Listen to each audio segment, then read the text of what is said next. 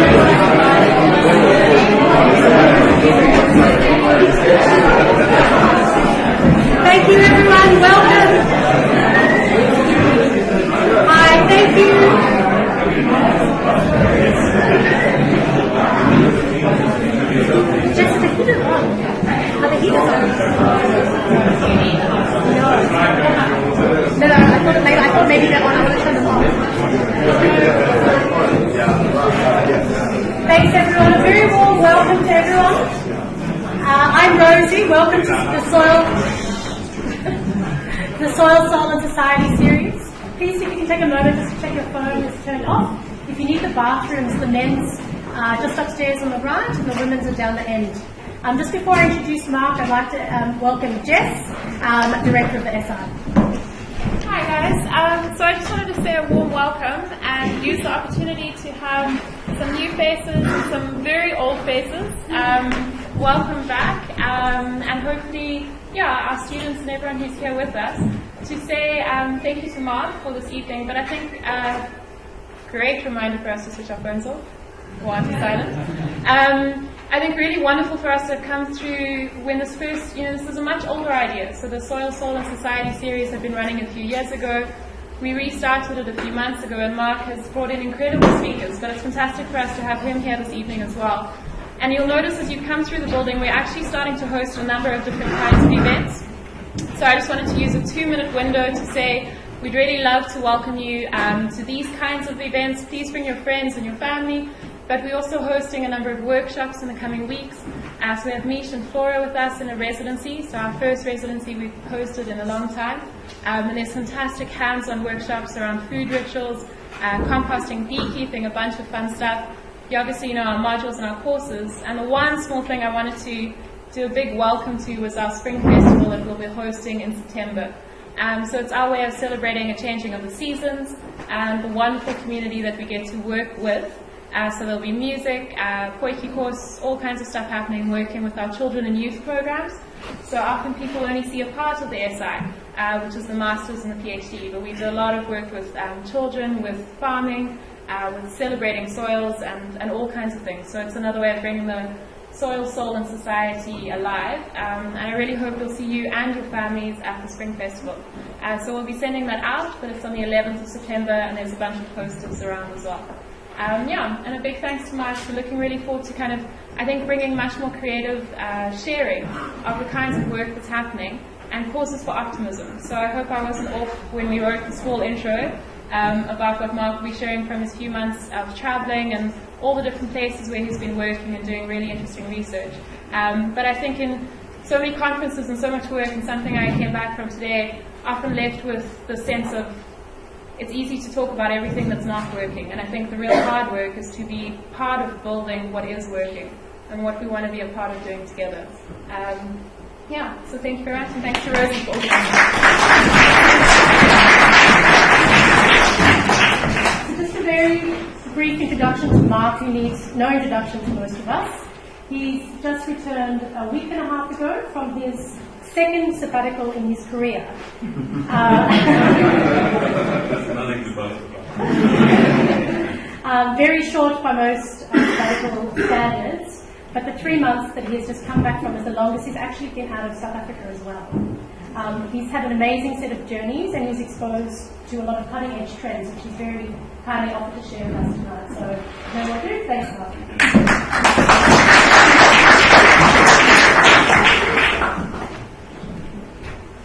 Consistent with tradition at the Sustainability Institute, it's necessary on an occasion like this to invoke the words of Ben Okri. I know who's in the room.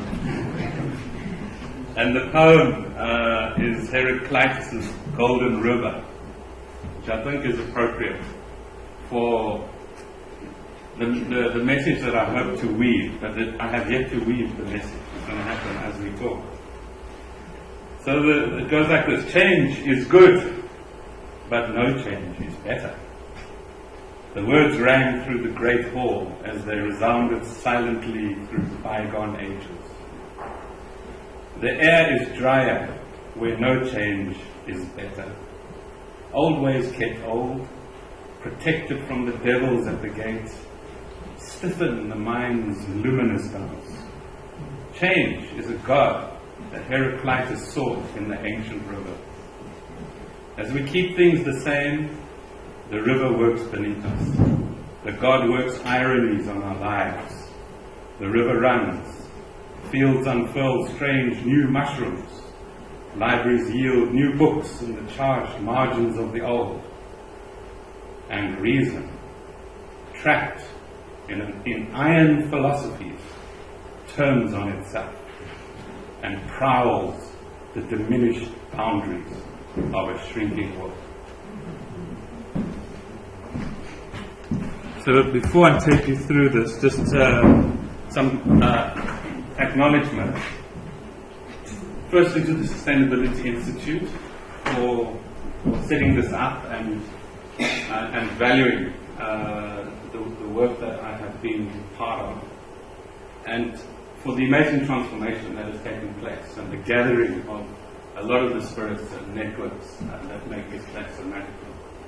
The second is to Stellenbosch University for providing me with funding and time away, and to the Centre for Complex Systems in Transition, to Yanni, who's here, for creating the space, to Utrecht University, that funded my time in the Netherlands, Sheffield University, who funded my time in the UK, as well as the University of Coventry, as a result of the introductions made possible by Mish and Flora, who facilitated during their visit earlier this year the connection that I'll be talking about in a lot more detail. So thanks to them.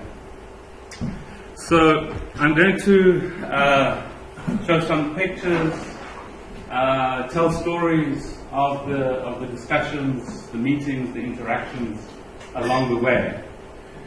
But it's very much in the context of a search that I really set myself as I was in preparation for leaving. And this search really is a kind of matrix of ideas. The one dimension is the search for deeper understanding of what the global transition that everyone seems to be talking about means. What are the dynamics, and in particular, what's the nexus between the search for a new economics and the search for a more sustainable world? And I was very conscious that I was coming back, and on my third day back in South Africa, I would be teaching a brand new course on alternative economics. And some of the people who participated in that course were there. And I was interested in how this nexus between the global transition and new economics connects with the extraordinary creativity mushrooming across the world in cities and urban settlements. In the absence of a global agreement on how to solve the economic crisis, there has been no Bretton Woods conference, as happened after the Second World War, but rooted really in attempts to resolve the crisis triggered by the 1929 crash.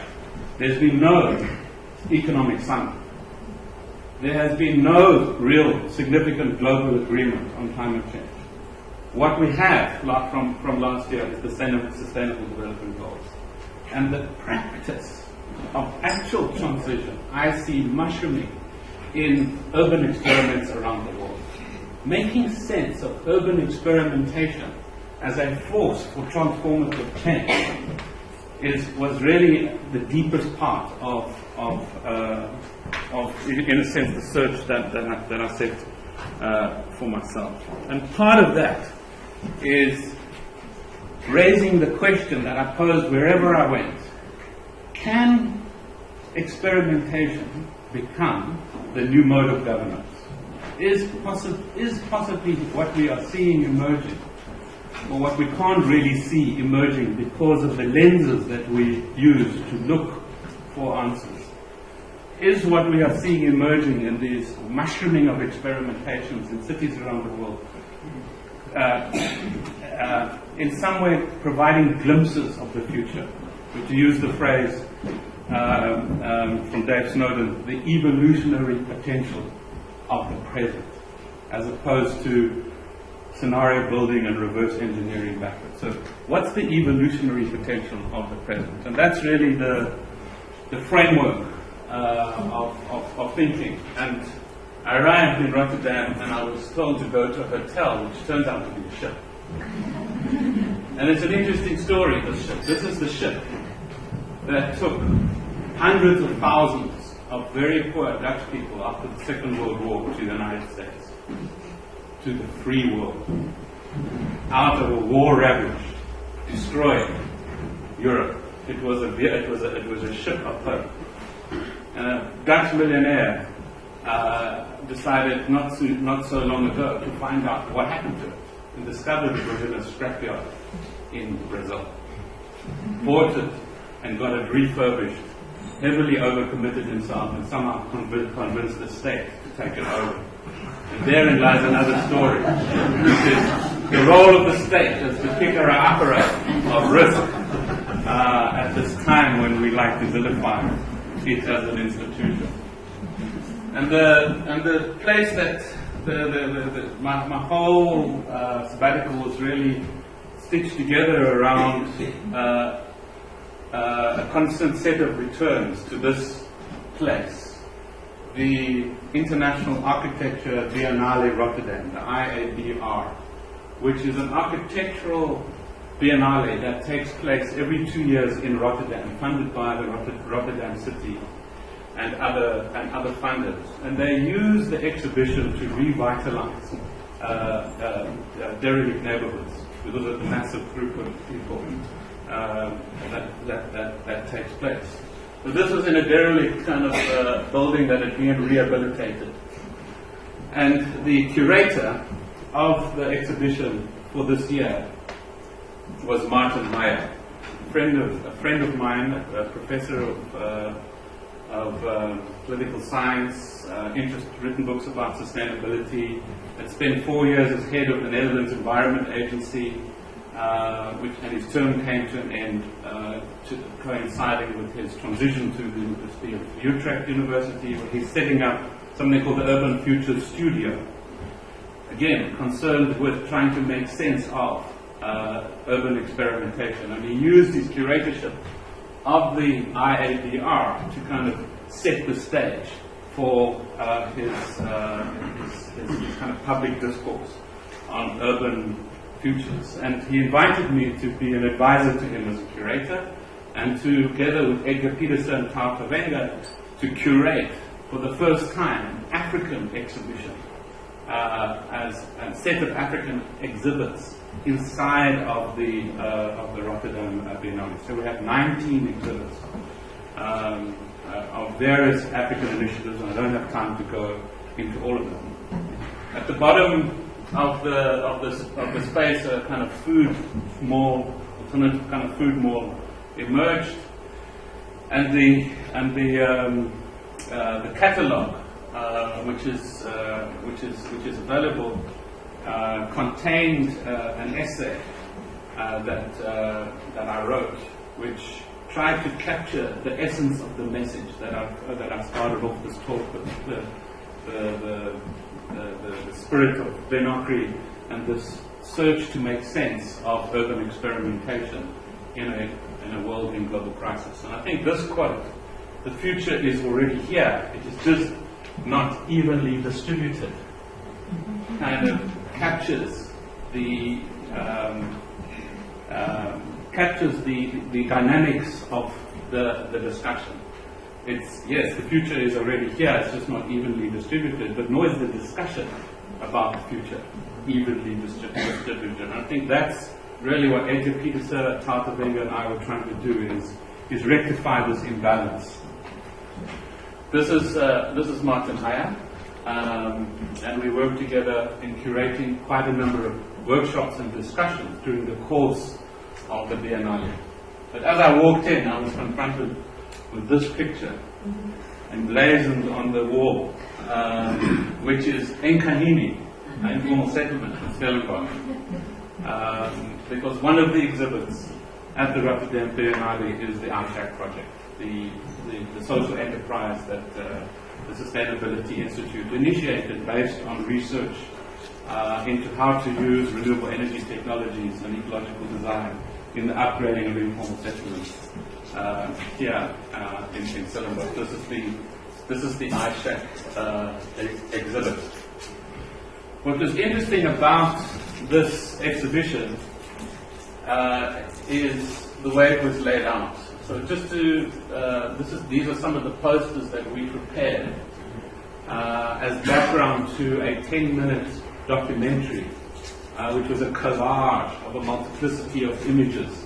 About 125 different clips were collated. But these were the posters that we prepared with this powerful message that Africa is not a country.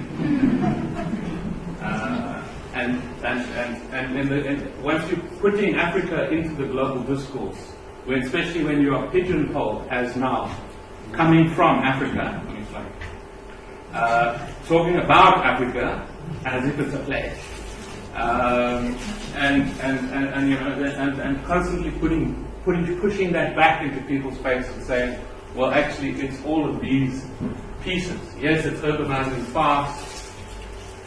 It's 61% of urbanites live in informal settlements, and well, we're going to have to find innovative solutions, because what you see mushrooming across the African continent, and it was a big theme of many of my talks, is the third uprising, the third African uprising, third wave of uprising. The first wave got rid of colonialism in the 50s and 60s. The second wave got rid of the dictatorships in the 80s and 90s. And now we're into the third wave. And we're not quite sure what it's going to get rid of. Because you never know what's going to happen in Africa tomorrow, even if it was a place. So what is, to contrast that with an exhibit that just constantly got drawn back to, because it kept on astounding me. And this is an exhibit about the problem of cycling in Utrecht. And Utrecht has got a problem. It's got cycle jams.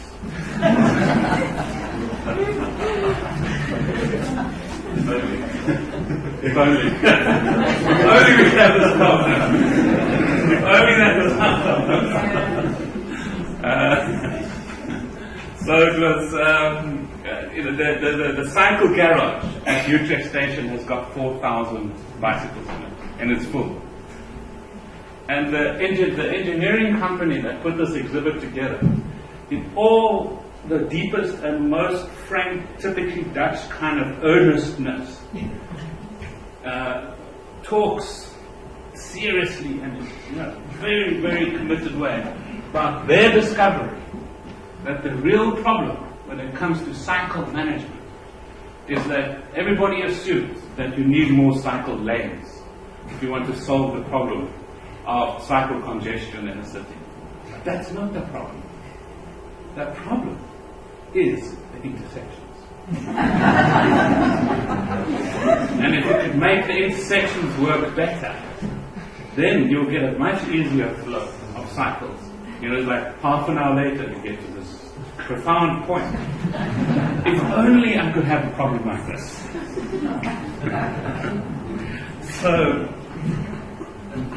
the amazing thing about this exhibition was its simplicity. Everything was on tables this high, that were made special purpose built tables. and it had this remarkable effect on you. As you're looking down, there's very this is an exhibit on gentrification and how you go beyond gentrification, and it's got more text than most exhibits, but most of it has very minimalist text. So you're really kind of trying to engage with the images. You're trying to read the text, and you're looking up and you're seeing everybody else doing the same thing, and you're hearing everybody else talking. And they had a very clever strategy of not allowing exhibits to have soundtracks. There's kind of silence and a buzz and a hubbub in this renovated, derelict space, where you are looking into the future through a multiplicity of eyes. I spent a lot of time here, and I probably covered 50% of the exhibit.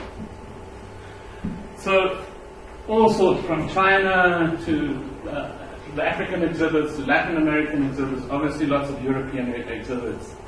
And I like this one, which was all about redirecting finance into the real economy, part of my search for an alternative economics.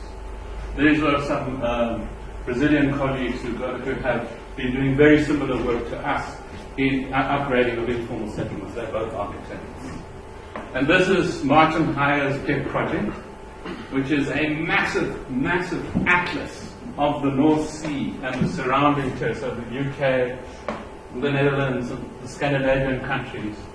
And he commissioned the building of a digital atlas that rehearsed the possibility of building a renewable energy power plants, windmills, solar power plants across the kind of this North Sea rim to create by 2038 a new power grid that would facilitate the transition to renewable energy. And he got cabinet ministers and decision makers around, and in visual form they had a discussion narrated in visual form, in kind of real time, pushed forward into the possibilities of what could be done through greater collaboration. This is my colleague Tao Tavenga at one of the sessions. Tao is a Zimbabwean who's been living in South Africa for a very long time, working with Edgar in crafting a whole range of amazingly creative products, including the magazine Cityscapes. And on his way out, he was told he's not allowed to come back in because there's something wrong with his visa. So he's still circling around somewhere in the world, unable to get back home. And he is married, recently married. So to move on a bit, Martin took me on a drive through the reclaimed parts of the Netherlands, which is most of it. And it's not very difficult to drive through most of the Netherlands because it's so small.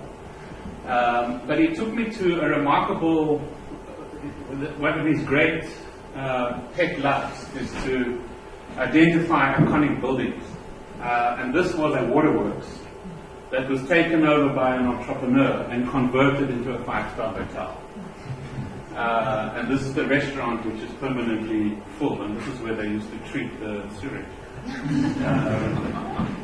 So this is the same person who bought this building, which is the Hotel New York, which was across the water from where the Rotterdam Biennale was taking place.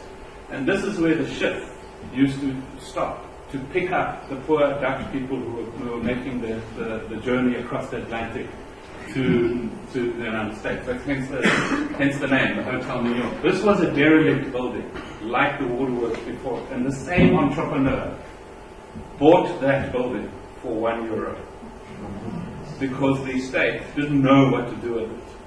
And he converted it into one of the most successful hotels in Rotterdam, an exceptionally beautifully crafted building that really is testimony to what is possible with extraordinary vision which nobody has. Nobody else shares, or nobody else has. And when you do it, when you make it, when you build it, they come and play. That's another picture from the balcony of the Biennale. So the talk that I gave, Martin invited a series of speakers to do what he called next talks. And I gave the first next talk, and it was on planetary urbanism and the evolutionary potential of the present, where I tried to map out, without the support of a PowerPoint presentation, a storyline, a discourse for shaping the conversations that Mark and I were going to host in the subsequent months around this intersection between the global economic transition, the global sustainability transition, and the dynamics of the experimentation taking place in cities. And I tried to articulate a story around a way in which we could understand the interactions between these different transitionary dynamics. One of Martin's introduction at the beginning, the opening of the exhibition, which was captured in this kind of animated artistic representation here, was really that we're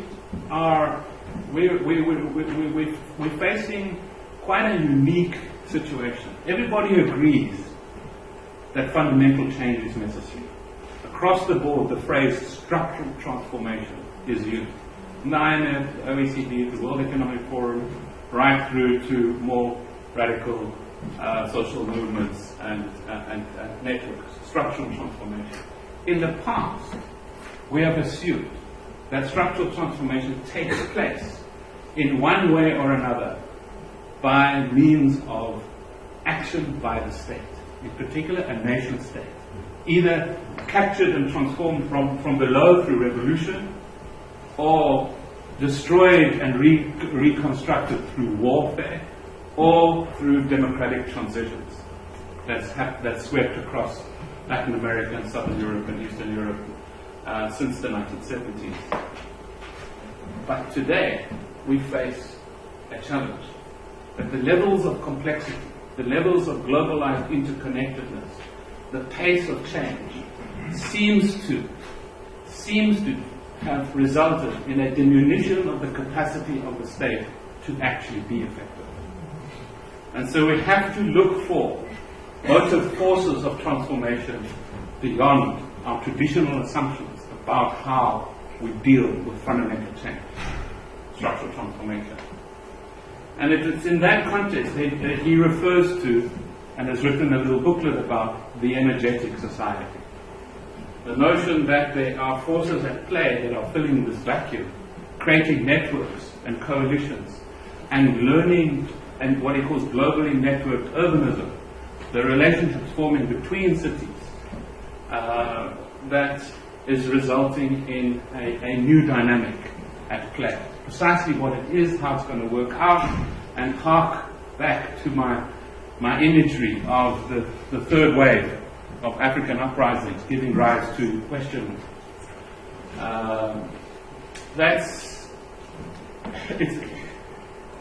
Martin and I have this incredible relationship. It's deeply, deeply rooted in a European discourse. I'm deeply rooted in an African discourse. And yet we think about very similar things, looking for dynamics of change in very similar places without giving up on the necessity to think about the state, but without assuming that it's the most important locus of power. Edgar Peterson, in his talk, he also did a next talk, a keynote next talk, a couple of weeks after me, on the African challenge, focusing on Edgar's favorite topic, informalism, slum urbanism, and what's happening in African cities. And the possibility that maybe in African cities, where the key to survival is to learn, unlearn, and relearn in a blink of an eye, that maybe there's a new kind of person emerging in these spaces where time and space have not been institutionalized and routinized through overregulation. Maybe in those spaces there's life, there's an energy, there's a set of imaginations that are not captured and are able to resist the shrinking world that Ben Akri talks about. And so Edgar talks about a multiplicity of modes of engagement. The philosopher that historicizes, the artist that curates, the hackers that rewire, the designers that look for resonance or a kind of radical pragmatism, and the bureaucrat who is the institutional experiment. We need to be all these things, he says. Tall order, easy to say. Edgar can probably do it. So one of the workshops that that Martin and I facilitated was with change makers. We actually use the word change agent, but nobody likes that word. So I prefer Vanessa, the SI as a change makers program. And this is summing up at the end of this workshop of extraordinary change makers from around the world, all of whom are deeply rooted in practice, desperately want to connect their extraordinary experiments to the financial circuits of the world. But the people who run the financial systems, who also participated in the workshop, don't know how to disconnect their quarterly reporting and their focus on deploying finance in finance rather than in the real economy. So it was an extraordinary discussion of connecting financial flows and urban experimentation. And unless that happens, there really isn't much hope. It has to happen on a very large scale. And one of the people who is doing this is this extraordinary and quite unlikely looking character who took our group on a tour of a probably a 10 by 10 block piece of Amsterdam, which is being redeveloped through an extraordinary partnership between the city of Amsterdam, private sector and local civic groups of which he's a part, to really substantially reinvent this rather derelict space and create, yes, space for gentrification, entry of the middle class, but also the stabilization of environments for poorer people, all with very, very, very advanced ecological design systems, including something I've dreamed about for a long time, a local sewage treatment plant based on vacuum technology. So you vacuum out the sewage into a treatment system, separate it out, and harness all the resources. So these are some of the buildings, multi-story, relatively high-density buildings and spaces that are being constructed in the space. We also visited these young people who are part of a social movement who are resisting eviction from the rented housing that they occupy, social housing that they occupy, which the state now wants to sell to a private developer, resisting gentrification. And a couple of us who have social movement experience from the developing world, I think had some useful advice for that.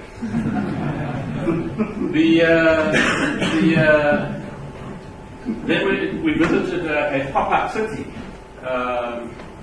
which is really just literally a little city that's been constructed through various temporary fabrications as an exhibit of alternative settlement design. Pop-up has become a kind of byword amongst the kind of trendy design literati for kind of valuing the impermanent in a context of very fast-changing systems where stability or permanence seems to be a contradiction in terms. So it's a kind of a new discourse in the design language. And a very, very old technology used extremely wisely. For South Africans, we really need to recognize how much life can happen on a bicycle. And maybe the Utrecht engineers have a point. These small things do matter when we dream about the big, big transition.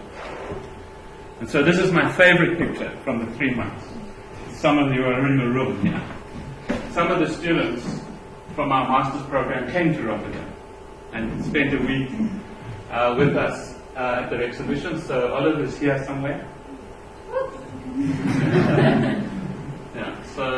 A couple of people are here, and it just, for me, represents, if you like, Martin and I in our 50s, and the next generation. What are they going to make of this peek into the future, into this glimpse? How are they going to interpret the evolutionary potential of the present? Because one thing's for sure, a couple of aging white males are not going to have much of a monopoly on what that looks like. And so here's a picture of them in the looking at a virtual reality depiction of the future as constructed by the information technology companies. So the companies with the institutions with the greatest resources in the world today to kind of manufacture the future are the information technology companies. The world, according to Siemens, is a world that has got extraordinary resources behind it. And this is just a kind of virtual reality imaging of what that could look like. And after you've seen this, there's a curtain that you walk through and you move into the exhibition. The exhibition that celebrates the messiness, the richness, the complexity, everything that is not in the story that Siemens sells. And so here we are, our South African students and the Dutch students beginning their collaboration. And this is one of the exhibits where you have to lie on your back and look at the exhibit. And this is two of the people here in the room going through the motions.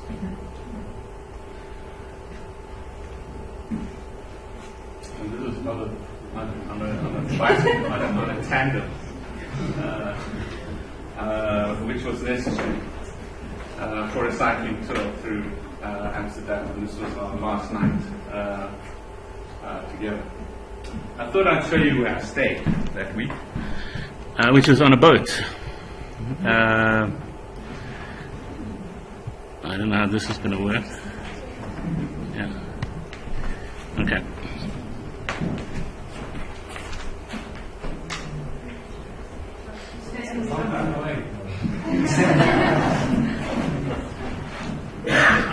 So it's like one of these barges that you can get through Airbnb. So that tells another story. And being a boy at heart, gadgets are obviously very important to me. But I have a son who's turning 23 on Friday, and we share an obsession with gadgets like this: electric cycles. The extraordinary work that's happening in Rotterdam around densification, multi-story, social mix, which for me, Rotterdam is interesting. For Amsterdam has become tourist-fied. Rotterdam is seen as like the city of the workers. And at the launch, at the exhibition, a new generation of younger intellectuals launched this, the Center for Public Imagination. And what they define as the kind of imagination that we need for a world in transition is imagination that goes against the grain. And it means developing the capacity for digging, for traveling, for locating, for performing and distributing. And I just love those fresh and new worlds. So this is Martin and I at the end of the exhibition in a closing interview. So I want to move on to your tract and some of my favorite spaces where I like to write and the statue of Anne Frank. And a place that I've wanted to visit for a very long time, an ecologically designed suburb called Lady Shireen, 30,000 households. I've talked about in class. Now I've managed to drive my bicycle around and see it firsthand. It's kind of, the real world is much less interesting than what we imagine it to be. Especially a Dutch suburb. This is interesting. New parking lots with electrical connections where you charge your 100% electric vehicle. And then I went to a really important exhibition in Utrecht called Hacking Habitat. And it's worth reading this. Our society is increasingly in the grip of technology. How far does the control of high-tech networks go? Far, as shown in Hacking Habitat. High-tech systems and institutes take charge. Smartphones have become spy phones with data combinations that establish your identity more exactly than a fingerprint. Surveillance and listening devices are hidden in thermostats and packaging material. Facebook directs our social life, and Google sends you without hesitation to the next purchase. Algorithms control not only financial transactions, but also decide about our digital citizenship. High time to claim back our environment, to hack our habitat. Hacking Habitat provides a series of awareness, A-awareness, A-awareness, with 3 filters. And they go through it. And then they say, counter-strikes is the 4th filter, and meanders through all spaces. Artists, ethical hackers, and pressure groups make the remote control tangible and know how to use the technology to our advantage. And it was an extraordinary experience to go through this. And this was an exhibit set up by an artist to replicate in miniature the smart technologies that monitor everything that's going on in the City of London. And it's known as the Nemesis machine. And the Nemesis machine is a miniature city that shows the current data flow from the smart city London, including input from sensors, surveillance, and cameras, and data from traffic information and environmental monitoring systems. The work responds to the light, sound, temperature, and air pressure of London itself. If something happens there, it's registered directly in miniature here in Utrecht. The Nemesis machine is like London's avatar, powered by the real city in real time. Powered by the city, powered by, in algorithmic terms, by the dynamics of the city. But the exhibit I loved most is what is left of Franco's boat. Franco, the dictator of Spain, had a boat. And this was it was called the Azor, was the pleasure boat of Spanish dictator Franco, and eventually became a symbol of his power. After Franco's death, everything that was reminiscent of his fascist regime disappeared, with the exception of the Azor. Castello purchased and dismantled the ship and had it pressed into 40 blocks of scrap. In this way, he tore the Azor loose from its brutal history, but without erasing the past. And this really captured what the essence of my journey was about. Choice, glimpses, and sensing intuitively sometimes what are the dynamics that are shaping our future. And why this? Who is this? This is Adolf Hitler. The young Adolf Hitler wanted to be an artist. After he was rejected for the study program, he went further down on his luck and became homeless. What happens to people when they lose control of their lives? When their potential and ambitions are not aligned with the way they are viewed by society? Using Hitler's life as a starting point, the artist asks about a society that dismisses complete groups as unnecessary. He takes us back to a moment when the future could, when the future could go in any direction for Hitler and for the world. So this image of Hitler as the homeless, if he had remained there, the world would have been different. So in that moment, in that image, is the real, if you like, contingency, rather than determinacy of the dynamics of the transition. So it's with Hitler's spirit as the homeless man in my consciousness that I traveled to Germany. And I have participated in something rather extraordinary. It goes back a year or two to a meeting that took place, facilitated by our late Vice Chancellor, Russell Botman, who used to be a leader in the World Council of Churches. And he made friends with the leader of one of the German churches called the Evangelical Church of Westphalia. And this church was very active in the anti-apartheid movement, and now is active in the climate movement, and has taken the decision that the members of the church need to live one planet lives. That means how they live and what they do with their savings has to be consistent with the theological principle of living a sustainable life.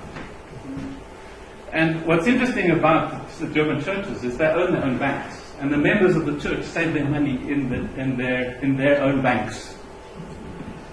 And so this guy Ulrich developed the idea that maybe what the German ethical banks should be doing is setting up a global grassroots bottom-up fund where businesses and individuals can save their money knowing that it was going to be invested in renewable energy as part of their contribution to living and saving in a way which leads to the transition. And so we collaborated with Thierry in India, the Wuppertal Institute in Germany, and the Sustainability Institute, and the initiative to figure out how to do this. And Paul Hendler did a lot of the work, subcontracted to the SI. And then all the researchers met in Bielefeld to now take forward the discussion. And what at the meeting were representatives of the German ethical banks. And I was astounded, absolutely astounded by what I discovered.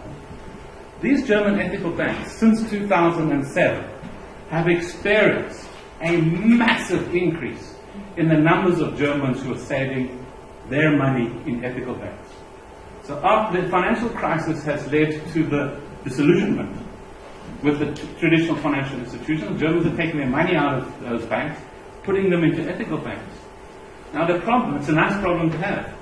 If you're a bank and you have fire hydrants of cash coming into your coffers, you have to invest that money. The problem is you can't invest it in bad stuff. You have to invest it and put the money into good stuff. So what's the good stuff? It's renewable energy. You know what their problem is? They can't find enough projects. And so they want to go beyond Germany. They want to go global. And how are they going to want to do that? They want to establish an ethical global coalition. Hence the idea of the One Climate Fund, which was launched at a rally of Christians in Bielefeld. And the choir was led by the conductor of the Libertas choir in Stellenbosch.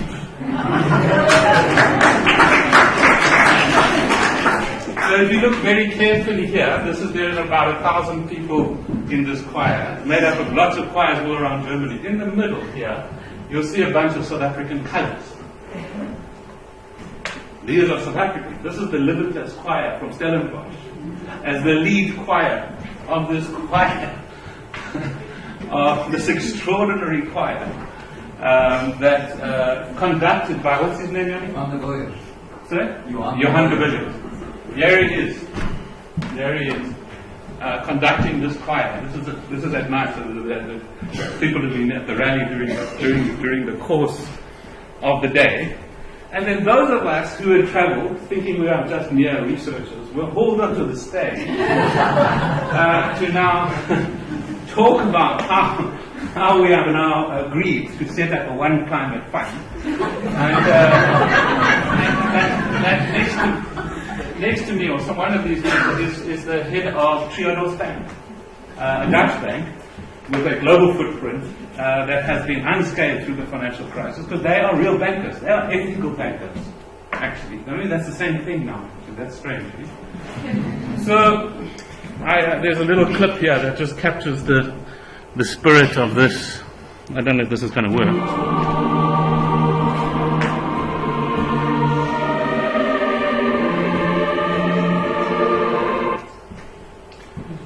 Most of the rally was devoted to the challenge of refugees.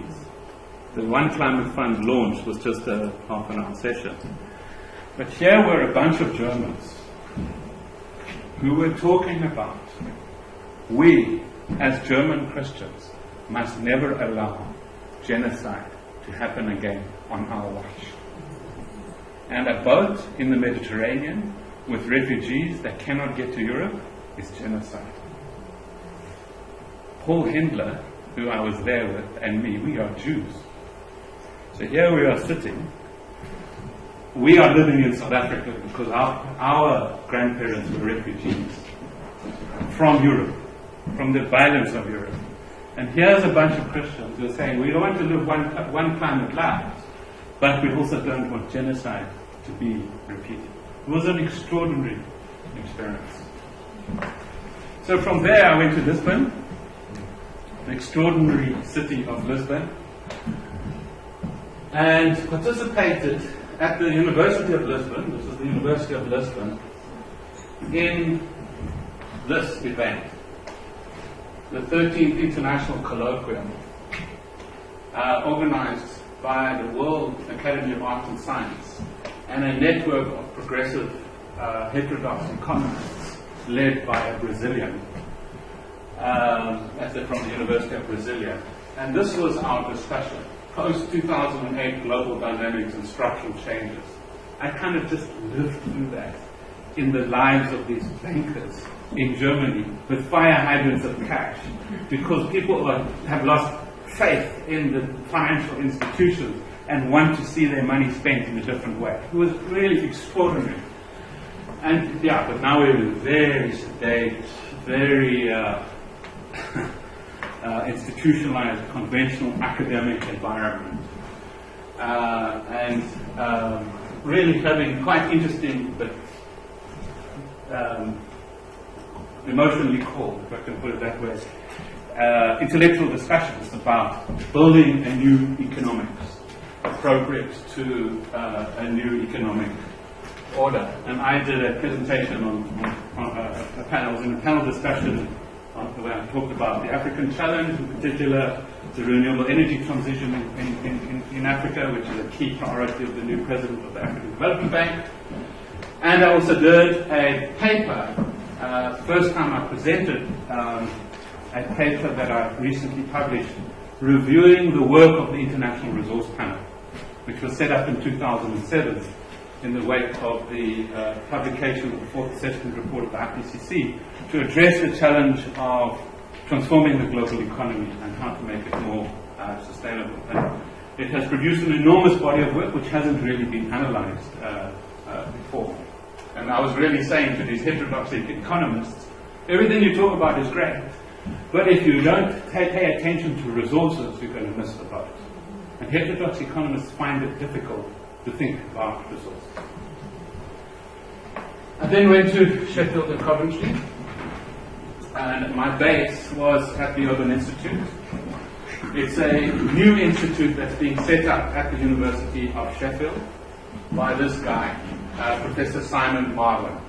And some of you who've done Sustainable Cities module and done our program will have come across his writing. He wrote a very famous book called Splintered Urbanism, which is really about the impact of neoliberalism on the way in which the city got splintered as a result of the impact of neoliberalism from the early 1980s onwards, especially in the UK.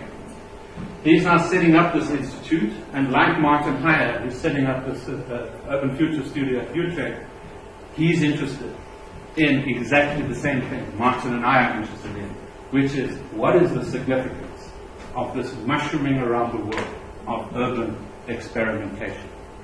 And after listening to a talk that I presented on the work that I'm doing for the International Resource Panel to assess the resource implications of future urbanization, we put together a proposal for funding with an international network to take forward that work. This is where it's based. This is my bicycle. I'm getting around Sheffield. This was the view from one of the places I stayed, and obviously this was my context, which was puzzling, to put it mildly. One of the things that I discovered in Sheffield was this extraordinary housing development by a developer who has developed their own green or sustainable design standards. And these are the posters surrounding this development in a derelict part of Sheffield, which is being gentrified, if you like, green gentrified. Innovative rainwater harvesting, efficient living, solar power, independent businesses, intelligent houses, fresh bread, houses with gardens, efficient living, friendly neighbors, low carbon, lazy Sundays, and all remotely controlled through your iPhone. So this interconnection between green, IT, brownfields redevelopment, is really interesting, and this was just part of my theme. And then thanks to Mission Flora, facilitated our partnership with the Center for Agroecology, Water and Resistance at the University of Coventry. I was invited to give a talk at the center on this topic here. So this is their mission statement: driving innovative transdisciplinary research on resilient food and water systems. The University of Coventry took a decision to allocate £6 million to this centre last year. The director, Michel Pimbert, had 10 staff 18 months ago. He's now got 80. And it's become the most well-resourced, most substantial research centre in Europe on agroecological systems. And I gave a talk there sharing our 10-year experience that has led to the formation of the CST in trying to figure out how to do transdisciplinary research in an African context. And they found it very interesting, very useful, because what we have really tried to do is especially the work of John van Bedar, who's here, and I basically used a paper that he and I recently he wrote basically, I'm the second author, to where we just shared our experience in developing a new body of theory to make sense of the very simple and obvious idea that research should facilitate transformation, should facilitate transition. And that research is not about coming up with good ideas and then throwing them over the wall and hope somebody's walking past to catch them. And this is Michel Pimbert, an extraordinary man with an incredible vision. And we are signing an MOU between our two universities to take forward the partnership. At the anniversary of the second year anniversary of this institution, Kumi Naidu, a South African, former head of Greenpeace, was asked to give a talk, and this is the three of us together. I then went to, I've run out of time. What should I do? You keep going, and then maybe we can hold questions just one-on-one afterwards. So we'll come Well, some of you could stay, you could just have a discussion if you need to leave. Sorry about that, I didn't. So, in Burlington, I went to a Gordon Research Conference. Now, as a social scientist, I'd never heard of a Gordon Research Conference. Apparently, in the natural sciences, this is like the Premier League. This is like, if you're invited to give a talk at a Gordon conference in the natural sciences, this is like a seriously big deal. Okay? Not only was I social scientist, I'm from Africa. This is a European, North American love affair that's been going since the 1950s, started by an academic who realized that real scientific breakthroughs only really happen if people spend time listening to each other. And so the rules, which were set in the 1950s and have never been changed, is that it's a 5-day conference. Everything is confidential, what some people now refer to as Chatham House rules, if you know what that means. Everything is confidential. You're supposed to give talks about stuff that has not been published and is exploratory. And you're not allowed to quote it, refer to it, describe it, even say it's there. And this is what the theme of this conference was. And they are a bunch of industrial ecologists. About 100 of these happen each year on all sorts of different topics. So this is an annual conference organized by industrial ecologists. Industrial ecologists are extraordinary people. They are, when it comes to the material, understanding the material world, they are the masters of the universe. They really have built methodologies for understanding the resource flows, life cycle analysis, material flow analysis, urban mentality, all of these terms that many of you are familiar with. But they've come to the conclusion that with the adoption of the Sustainable Development Goals, their discipline has been successful. Because one of the Sustainable Development Goals is sustainable consumption and production. That's their invention. But now what? Now what? Oh my God. We don't know how systems change. We don't know how they work. We better invite some social scientists. So I was the local social scientist. And I gave a keynote address where I was asked specifically to talk about global transition, governance, and the dynamics of change. And they were very polite. I think they understood much of what I said, but they'd never heard of somebody like Marina Mazzucato, who has written a book called The Entrepreneurial State, which is really an attempt to now build a new kind of economics, where you bring the state, you rebuild and bring the state back in. Even the professor of economics from the University of Massachusetts had never heard of Mazzucato. So I really love this event. 5 days. You have 40 minutes, everybody has 40 minutes to talk, 20 minutes of questions. You have 3 talks in the morning, you have a long lunch, nothing in the afternoons. 4 o'clock you then gather to see all the posters presented by the PhD students. And then you have dinner, and in the evening you have another 2 talks. Really, really creating a space for engagement. This is Burlington, Church Square, Church Street Market, the surrounding forests, lakes, an organic farm that I visited, and a Dodge Coupe. And I included this for Cheaton's sake, and the back is a real. Because when I went to the car hire company, they said, sorry, we don't have your car, but we can give a Dodge Coupe. And I sent a picture to Cheaton and said, this is a muscle car. I've never heard of a muscle car. So, just a few more comments on 2 other events. Barcelona, I went to a meeting of the United Cities and Local Governments, which is the largest association of local governments. Ms. Edgar Peterson and I, who were at this meeting, are working with UCLG to draft their position statement for the Quito conference coming, the Habitat 3 conference taking place in Quito in October.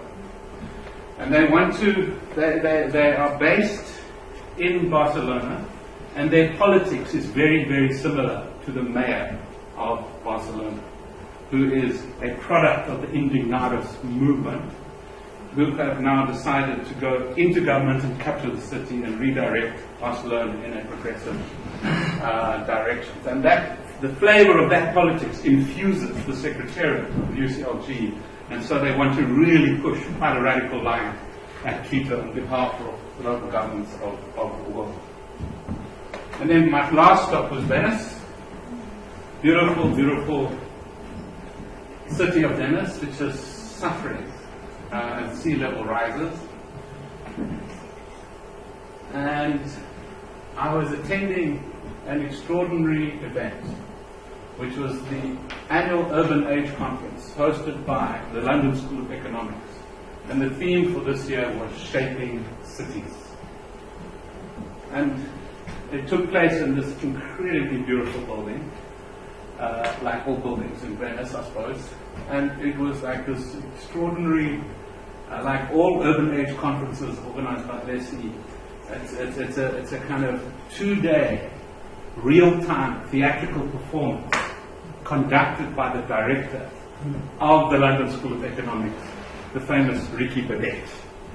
And as you can see how it's laid out, there's the fishbowl where we all sit and talk, and there's the audience, several hundred people, and it's the who's who of urbanism. This is Alejandro Aravera, a Chilean architect who is the curator of the Venice Biennale, giving a talk. And this was the iconic poster that kind of what Ricky Burdett called the centerfold. That was quite interesting. I read it, wrote an article about it. He called it urban porn, which is a deserted Chinese city, built, kind of emulating some crazy suburban American construct, and the informal settlements of Mexico City. Contrast. This was the iconic image of this event. This is the mayor of Barcelona who talked about the challenge of transforming a grassroots movement into a governance coalition, and then taking on the banks, including repossessing properties that had been taken away by the banks. This is the deputy mayor of Paris talking about reinventing Paris, and I just love the image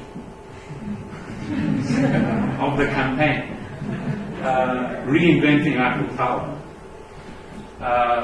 This is an Indian architect, I've forgotten his name, very famous architect.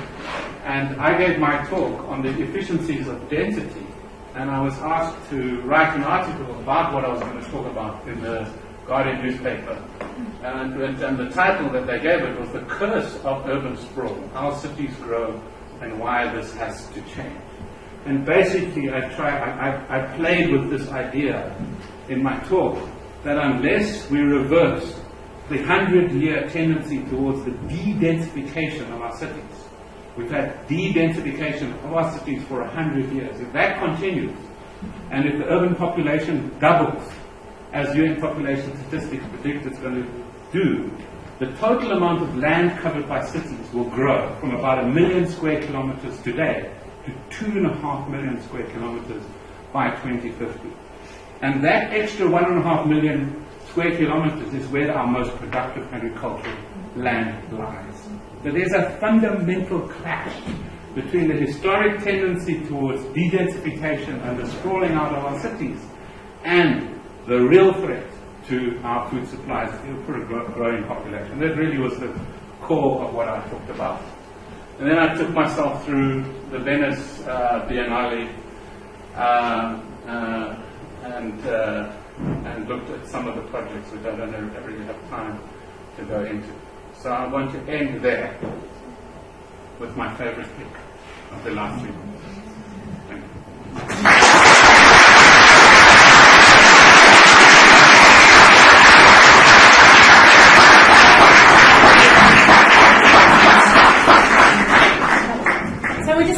Formally there, those who'd like to leave can take some time now. Otherwise, those who'd like to stay and have a more informal discussion with Mark, and I do like a last glass of wine and bring the wine upstairs.